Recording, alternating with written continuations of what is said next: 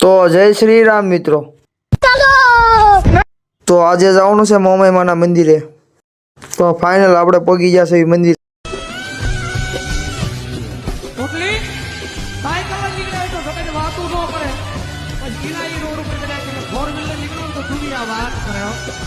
જય હો ખેતલા આપવાની।